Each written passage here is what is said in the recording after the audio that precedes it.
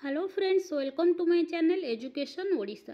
तेरे फ्रेंड्स ए वीडियो रे मु आपण मानक पे नै आछि सुरभि वितर्कर जो टॉपिक अछि तमरो डिबेटर टॉपिक हैला केवल विद्यालय शिक्षा ही ओडिशार लोककला को बंचाई रखिबा को सहाय्य करूछि। से विषय रे मु मोर मत प्रदान करिवि। तेबे फ्रेंड्स, जदि आपण माने चैनल रे नुआ अटंती तेबे सब्सक्राइब करी पाखरे थिबा बेल आइकन को प्रेस कर दियंतु, वीडियोटी को लाइक कर दियंतु। तेबे वितर्कर टॉपिक आमे आरंभ करिबा। एटा सीनियर वितर्क। सम्माननीय सभापति महोदय, पूज्य गुरुजी और गुरुमा वृंद, उपस्थित विचारक मंडली एवं मोर प्रतियोगी बंधुगण, आजिर वितर्कर विषय वस्तु रही केवल विद्यालय शिक्षा ही ओडिशार लोककला को बंचाई रखिबा को सहाय्य करूछि।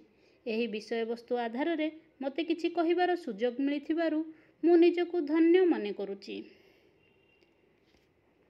प्रकृति नंदिनी उत्कल अपरूप सौंदर्यर ग्रंथाघर, उत्कृष्ट कलार देश बोली एहार नाम उत्कल होईछि।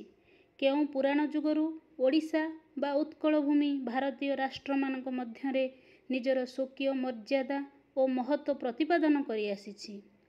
इतिहासर पृष्ठा को उन्मोचन कले जणा जाए जे उत्कलर अधिवासी माने थिले शांति प्रिय और लोककला प्रिय। ओडिशार लोककला बहु पुरातन और स्वतंत्र।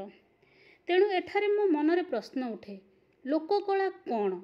लोककला कहिला बेले आमे लोककला को बुझुचे लोककला हेउछि कोनोसी देश बा राज्यर अनेक जाति और जनजाति रे पीढ़ी पर पीढ़ी गढ़ी आसुथिबा परंपरा को बुझाए। लोककला हेउछि लोक संस्कृतिर जीवंत वार्तावह।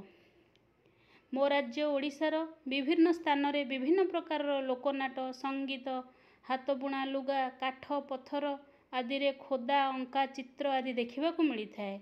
एही सबुरे केवल सही अंचलर कला निपुणता न थाए, बरं सेठाकार लोक चलणी और भाषा झलक मध्य देखिबा को मिले।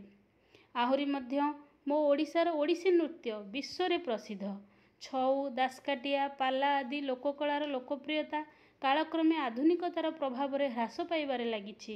तेणु लोप पाई जाउथिबा लोककला को किपरि बंचाई रखिबा ताहा वर्तमान समयर सबुठु बड़ प्रश्नवाची सृष्टि हेछि। तेणु आपण माने चिंता करंतु, विद्यालय शिक्षा एही लोककला को बंचाई रखिबा को सहाय्य करूछि कि? हाँ, विद्यालय शिक्षा लोककला को बंचाई रखिबा को सहाय्य करूछि, किंतु केवल विद्यालय शिक्षा जे लोककला को बंचाई रखिबो सेथिरे मु संपूर्ण एकमत नुहे। हाँ, विद्यालय शिक्षा केतेकांशरे सहाय्य करिवो, किंतु संपूर्ण रूपे विद्यालय शिक्षा ही लोककला को बंचाई रखिबो ताहा यथेष्ट नुहे। एथि निमंते समस्तंकर प्रयासर आवश्यकता रहिछि। विद्यालय शिक्षा सहित जनसचेतनतार आवश्यकता रहिछि। लोकमाने सचेतन हेले ही से माने निजर पिलामानंकु मॉडर्न डांस बदलरे लोकनृत्य शिखेइबे। छोट शिशुटी को इंग्राजी नववर्षर पालन न शिखाई आमे ओडिशार पर्वपर्वाणी संबंधरे जदि शिक्षा देबा ताहेले आमर लोककला बंची परिबो। लोककला को बंचाई रखिबा निमंते सरकारंकर मध्य कर्तव्य रहिछि। सरकार लोककला को प्रोत्साहन देबा आवश्यक। आवश्यक स्थले कलाकार मानंकु भत्ता आकार रे सहायता राशि जोगाई देबा दरकार।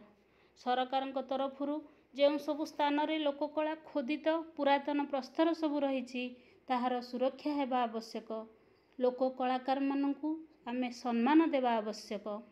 पुनश्च ओडिशार लोककला केवल बंची परिबो जदि आम्भे माने समस्ते हाथ रे हाथ मिसाई लोककला को बंचाइबा को चेष्टा करिबा। पिला ठारू वृद्ध पर्यंत समस्ते सचेतन हेबा। एहा सहित विभिन्न पथप्रांत नाटक माध्यम रे आम्भे माने गाँ गाँ बुली एहार प्रचार प्रसार करिबा आवश्यक। तेणु लोककलार प्रचार एवं प्रसार एक सामूहिक प्रयास। एथि निमंते समस्त छात्र छात्री, समाजर प्रत्येक व्यक्ति और सरकार समस्तंकर उद्यमर आवश्यकता रहिछि। तेणु मो लोककला मो परिचय एही भावना समस्ते उद्बुद्ध हेबा आवश्यक। एपरि हेले जाई मो राज्यर लोककला विश्व रे पहुंची परिबो, एथिरे संदेह नहीं। जय ओडिशा, जय ओडिशार लोककला, वंदे उत्कल जननी। मोती कही मोर वक्तव्य शेष करुछि। जय हिंद, धन्यवाद। तेबे फ्रेंड्स, वीडियो जदि भल लागिला लाइक करो एवं एही भली तुम माने वितर्क कहिबा आवश्यक। धन्यवाद।